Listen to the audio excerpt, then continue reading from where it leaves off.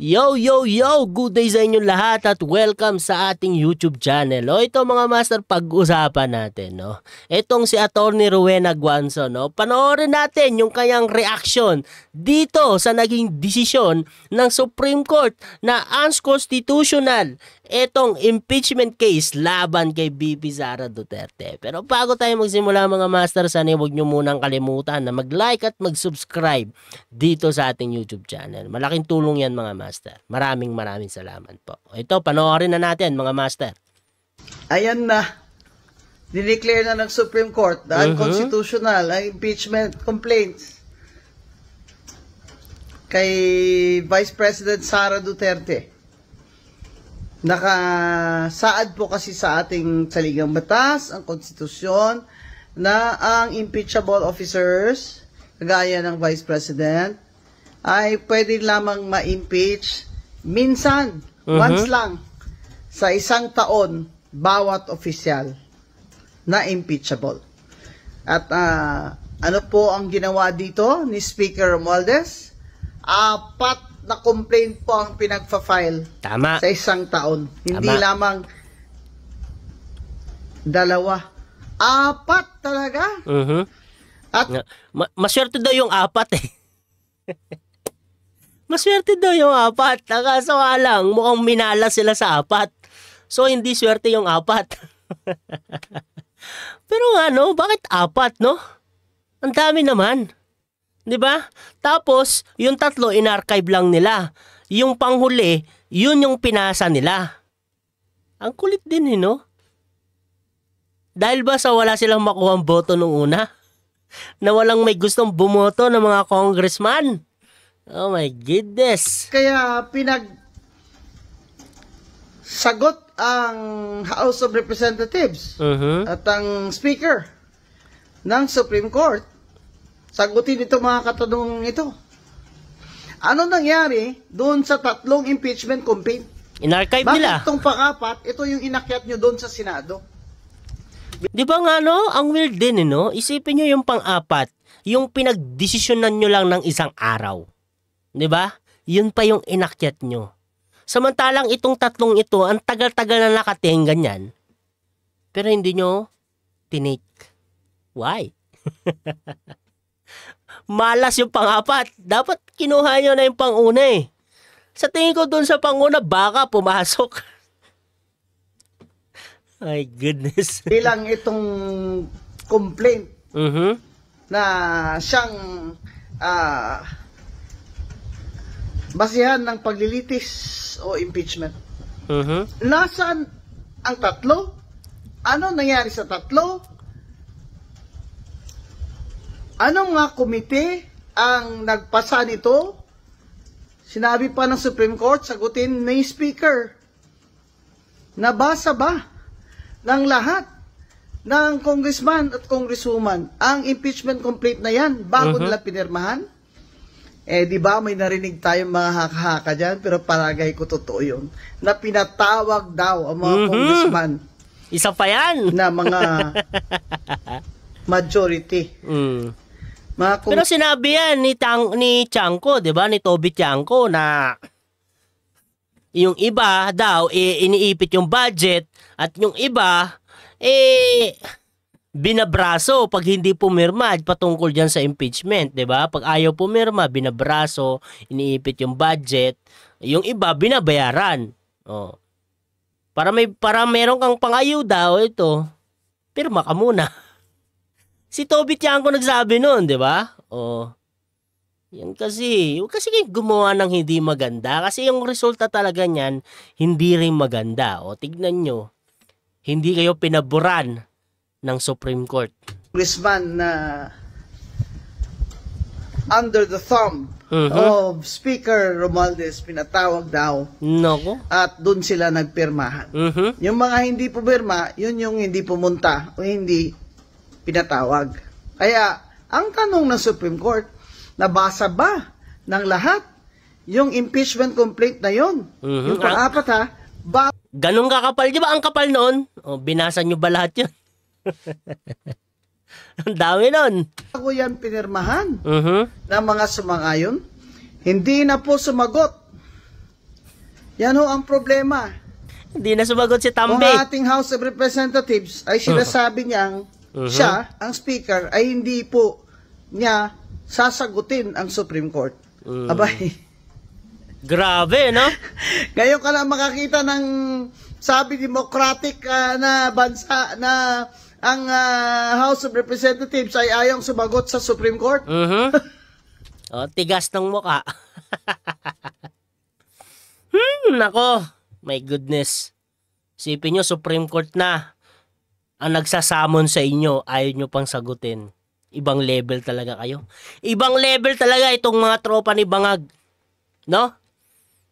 Tingin nila sila yung mas mataas sa Supreme Court. Kahit sabihin natin na ganun, no? Na merong separation of power, 'di ba? Huwag kayong mag-asal hari. 'Di ba? Huwag ganon. Meron pa ring batas na umiiral, 'di ba? Na dapat kayong sumagot kung tinatanong kayo ng Supreme Court. Sa Amerika na.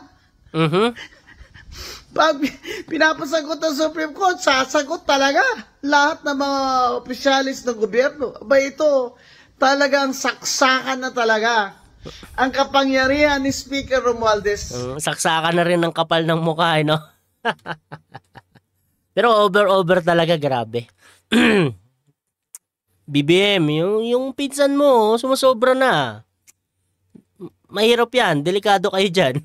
Sa ilalim ng administrasyon ng kanyang pinsan, ni President BBM. Ito ay isang dagok na naman, hindi lamang dagok ito. Saksak ito sa dibdib ni BBM. Saksak. Ang ginawa ng pinsan niyang Speaker of the House. Masakit yun, sinaksak sa dibdib. Ng katotohanan.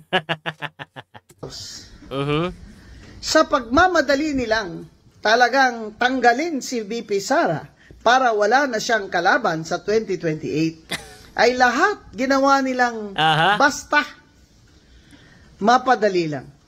Kaya ngayon,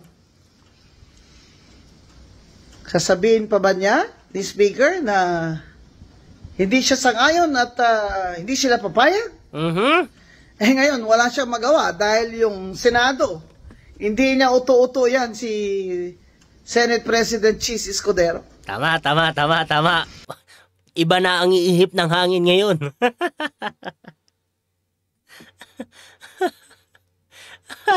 Mag-iiyakan talaga, no? Pag sinabi na talaga ng Senado na wala na, nagsalita ng Supreme Court, wala kaming jurisdiction dyan, unconstitutional yan. Hindi na namin ititake yan. Damn. Ang sakit nun, besh. Diba? Ang sakit nun. Masakit pa sa hurts. Order na kayo, no? Itong mga diaper vlogger, itong mga supporter ni BBM, order na kayo ng tissue sa Shopee o kaya sa Lazada, no? Well, nagbaha pala, no? Baka walang dumating na parcel muna ngayon, pero punas-punas na lang muna kayo ng luha sa inyong mga damit habang walang tissue. Masakit pa talaga to sa hurts. Ang sakit. Siyempre, sasabihin ni Senate President Chis Escudero, magsalita ng Supreme Court. Tama. Ano gagawin namin? Mas mataas pa ba kami sa Korte Suprema? Hindi naman kami ikaw. Ganun ni Chis, no? Hindi naman ako ikaw, Tambi, na sinasamon ka na ng Supreme Court. Sinasamon na kayo ng Supreme Court, ayaw nyo pa rin sumunod.